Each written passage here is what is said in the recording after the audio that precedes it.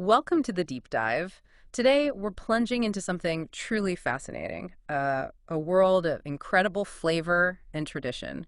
French cheese. It really is something else. It's more than just food in France, isn't it? It feels like a whole way of life. Absolutely. Yeah. Picture this. You walk into a fromagerie, a cheese shop, Hmm? and you're just hit by this amazing smell, this incredible variety. It's overwhelming, but in the best way possible. Right. And General Charles de Gaulle famously asked, how can you govern a country which has 246 varieties of cheese? Yeah, I love that quote. But what's really amazing is that he was actually way off. The real number is somewhere between, 1,200 and 1,500 types? Exactly. It's staggering. Yeah. And look, that sheer number can feel, well, pretty daunting if you're just starting out. For sure. But it also points to this incredibly deep culinary heritage. So our mission today really is to kind of break it down. Yeah, make it less intimidating. We want to give you the basics, the knowledge you need to, walk into that cheese aisle. Maybe not like an expert overnight, but definitely like a local. And to really get what's behind each cheese, the story. Precisely, to appreciate the depth. So where do we start with this huge world of cheese? Well, I think we need to start with the absolute fundamentals, Huh. the concepts that are like the soul of French cheese. Okay. Then we can talk about how it's made, look at the main families, figure out how to actually taste it properly, and finally touch on its role in French culture. Sounds like a plan. It's history, science, art, all rolled into one. Let's kick off with terroir. It's a word you hear a lot with wine, but it's just as crucial for cheese. Right. And it's not just the soil, is it? No, not at all. It's this unique mix of natural stuff, the climate, the geology, the landscape, but also the human element. Like farming methods. Exactly. Farming practices, which plants are grown, how things are harvested. It's the whole environment, natural and human, working together. It's basically the ecosystem of that specific place. Okay, so how does that terroir actually show up in the cheese? Like, can you taste the difference? Oh, absolutely. Think of it like a fingerprint. The specific plants, the grasses, the herbs that the cows or goats or sheep are eating, Oh. that directly impacts the milk's flavor. Ah, I see. And then naturally, the cheese's flavor and texture, too. It's why, say, a Comté from one little valley might taste just slightly different from one made nearby, even if they use the exact same recipe. So the land literally speaks through the cheese. That's a great way to put it, yeah. And protecting that distinctiveness, that's where those labels come in, right? The AOP and ARC. Yes, exactly.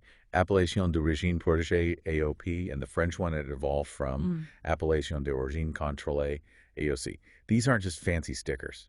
They mean something specific. They really do. They guarantee that a cheese is made in a particular region using traditional methods and hits certain quality benchmarks. It's centuries of know-how protected by law. It ensures you're getting the real deal, a taste of that specific place and its history. Kind of like an edible map of France. Precisely. It fights against everything tasting the same. And speaking of tradition, France is famous, maybe even notorious in some places, for its raw milk cheeses, unpasteurized. They're prized for having these really rich, complex flavors. And isn't there that statistic, like if you walked into a cheese shop in Toulouse, something like 95% of the cheese would technically be illegal to sell in the US because it's raw milk? Yeah, that figure gets quoted a lot. It really highlights this difference in approach, this focus on intense flavor and maybe capturing that terroir more directly, which connoisseurs really value. It definitely shapes the cheese's character. And, like wine or any farm product, French cheeses also have seasons. They absolutely do. You'll hear terms like fromage d'estive. Summer cheese. Yeah, from summer mountain pastures. Or fromage d'alpage. That's cheese made up in the alpine meadows. That makes total sense. The animals are eating different things in summer, right? Those high-altitude grasses, flowers, herbs. Exactly. And that richer, more diverse diet completely changes the milk's flavor profile. It often leads to cheeses that are considered, well, superior, really unique seasonal treats. A fantastic example of the environment directly influencing taste. Okay, so we have terroir, AOP, raw milk, seasonality. Those are the big concepts. Foundational pillars, yeah. So now, how do we tackle the sheer variety, those 1,500 types? Right, let's break it down. Cheesemakers often group them into about 7 main families. It makes things much more manageable. Okay, a guided tour. Lay it on us. Family number 1. First up, les fromages à pâte fraîche. Fresh cheeses. Okay, like ricotta or cottage cheese, maybe? Sort of, but French style. They're unripened, super young, Think mild, tangy, soft, creamy. They really capture that immediate terroir, Yeah. but you need to eat them quickly. Examples. Things like fromage blanc, faisselle. There's also brochu Cours, which is a Corsican fresh cheese, often made from sheep or goat milk, but can be cow's milk too. Got it. Fresh and simple. What's next? Family 2. Le fromage à pâte molle et croûte fleurie. Bloom rind, soft paste cheeses. Ah, now we're talking familiar territory, like brie and camembert. Exactly. Your classics. Yeah. Soft, creamy inside, and that distinctive white, fluffy, edible rind. What makes the rind like that? It's a specific mold, usually Penicillium candidum. It's not just sitting there. It's actively working on the cheese, breaking down proteins and fats near the surface. Creating that creamy texture and sometimes mushroomy flavor. Precisely. And if you want something really decadent in this family, try Braille Savarin. It's a triple cream cheese, like 75% fat content, incredibly rich. Wow. Okay, triple cream noted. Family number 3. Les fromages à pâte molle et croûte lavée. Washed rind soft paste cheeses. These are the stinkier ones, right? Yeah, they can be. They get this smooth, often orange-ish rind because they're repeatedly washed during aging. Washed with what? Could be brine, beer, wine, local spirits. Epoisse, for example, is famously washed with Marc de Bourgogne, a local brandy. And the washing does what, besides making it smell strong? It encourages certain bacteria to grow, like Brevibacterium linens. That's what gives them those powerful, pungent, sometimes called funky aromas. Definitely an acquired taste for some. They certainly make a statement. How should someone approach trying one? Just embrace the boldness. They have amazing depth if you like strong flavors. Okay, moving on. Family 4. Le fromage à pâte pressée non cuite. Pressed, uncooked, hard paste cheeses. So, harder cheeses, but the curds aren't cooked first. Exactly. The curds are pressed to get the whey out, but no heating beforehand. They can range from semi-soft to quite hard, and they're aged for weeks or months. Flavors go from mild to pretty pronounced. Any famous examples? Oh yeah. Reblochon, Morbier, Saint-Nectaire, Tome de Savoie. Saint-Nectaire is interesting. It's known for being kind of flexible. Moyu is a French word. It was apparently served to King Louis XIV. Wow, royal cheese. And you'll see it labeled fermier, farm-made, raw milk, or laitier, meaning dairy-made, usually pasteurized. Good distinction. Okay, family 5. Les fromages à pâte pressée cuite, pressed, cooked, hard paste cheeses. So these ones have cooked curds. Right. The curds are heated, maybe 50, 60 degrees Celsius, stirred around and pressed. This cooking step is key for their firm, dense texture. And they age for a long time. Often, yes. Months, even years. This develops really robust, complex flavors. Think alpine cheeses, Comté, Beaufort, Emmental. The ones with the holes sometimes, the eyes. Emmental often has those, yeah. Beaufort is a great example, raw cow's milk from the Alps. Pure mountain cheese. Fantastic. What's number 6? A favorite for many. Les fromages à pâte persillée. Blue cheeses. Ah, the blues. Roquefort territory. Exactly. What makes them unique are those blue or green veins running through them. That's mold, usually Penicillium species like Penicillium forte. How does it get in there? The cheesemaker adds the mold spores, and then crucially, they pierce the cheese with needles. This lets oxygen in, which allows the mold to grow and create those sharp, tangy, pungent flavors and aromas. So Roquefort, Bleu d'Auvergne. Right. And Bleu d'Auvergne can also be fermier, farm-made. Forme d'Ambert is another classic blue. Okay, almost there. The last family. Number 7, les fromages au lait de chèvre ou brebis, goat or sheep milk cheeses. So this category is about the type of milk. Exactly.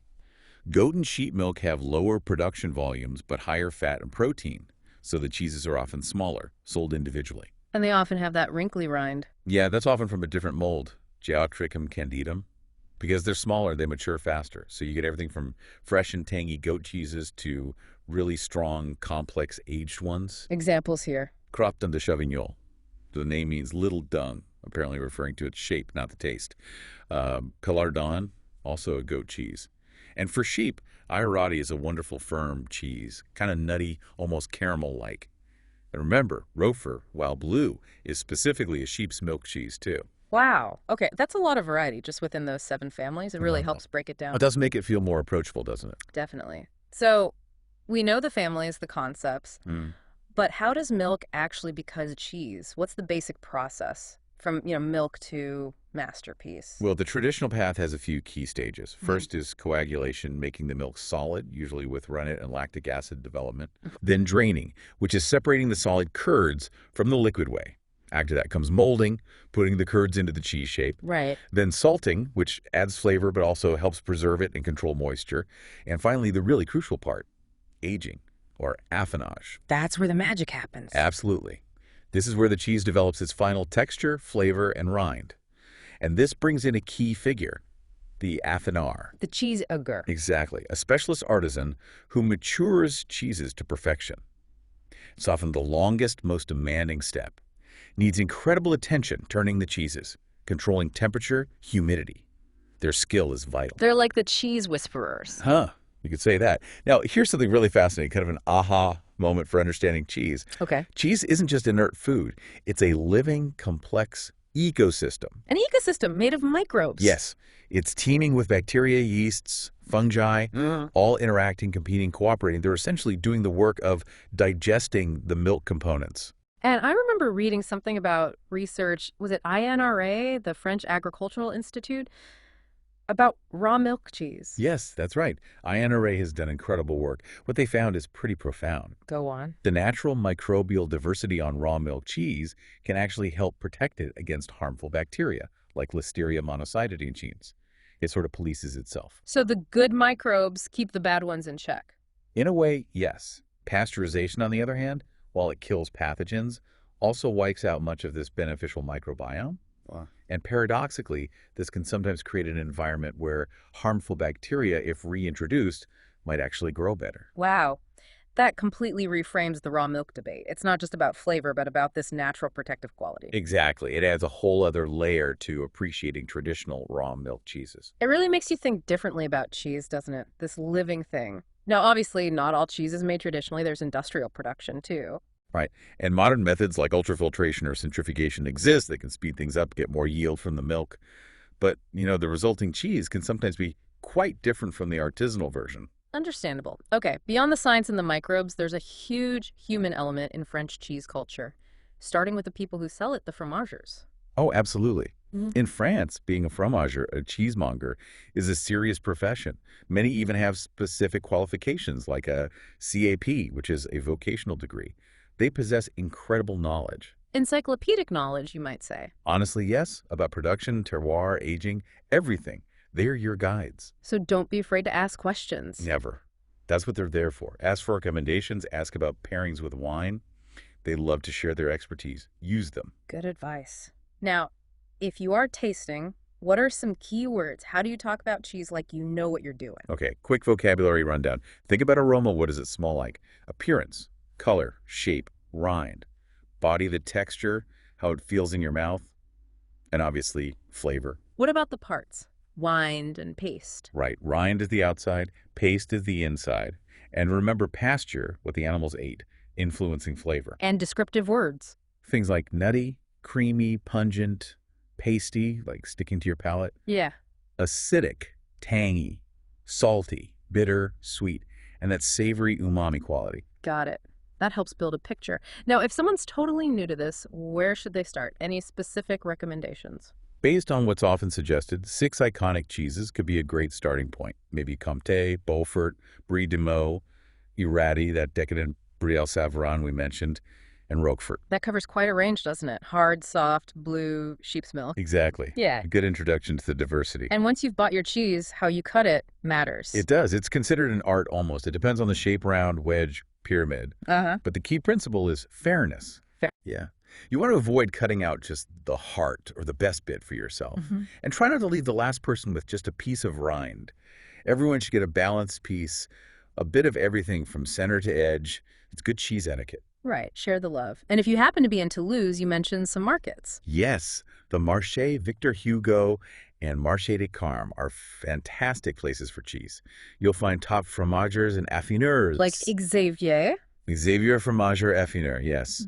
He's the only one in that region with the MOF title, Meilleur Ouvrier de France. Mm. That's a huge deal. Recognizes the absolute best craftspeople in France. Wow. And this Fromagerie Betty. They're apparently so good they've even sent cheese to the International Space Station. Cheese in space. Yeah, That's amazing. It really shows how central cheese is to French identity, doesn't it? A national emblem, totally. It's woven into the culture. You even have idioms like en faire tout un fromage, which means, literally to make a whole cheese out of it. But it means to make a big fuss or a big deal about something small. huh, love that. And that old saying, as many cheeses as days in the year, often linked to de Gaulle, but maybe Churchill said it. Who knows?